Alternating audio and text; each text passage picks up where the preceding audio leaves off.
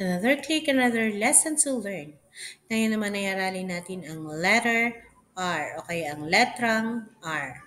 Ano ang tunog ng letrang R? R, R, R. Robot reads R, R, R. So, ano ang itsura ng letter R?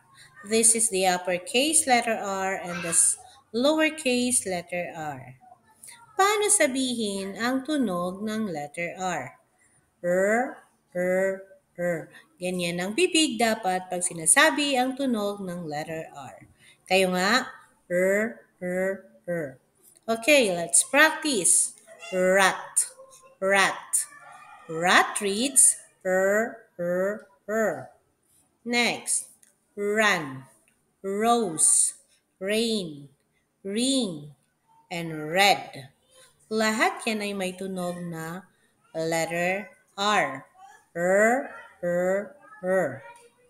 Okay, so let's go to the pictures. Tingnan natin kung paano sabihin ang mga ito. Ano ba to? Raft, raft. Raft reads R, R, R. R reads R, R, R. Saan maririnig ang tunog ng letter R?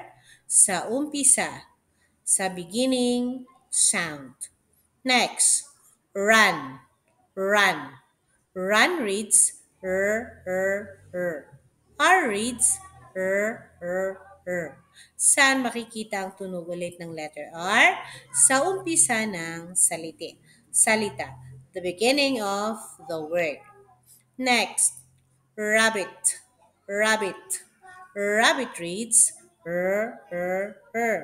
R reads R. Makikita ulit ang na sound sa umpisa.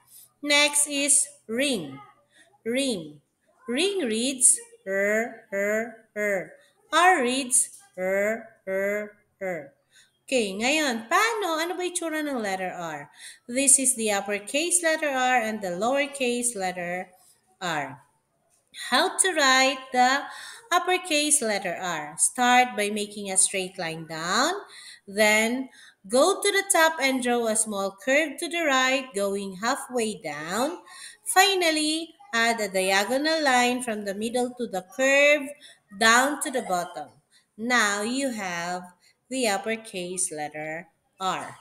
Paano isulat yan sa papel? Ganyan. Dapat ang itsura niya sa papel, ang big letter R o kaya uppercase letter R.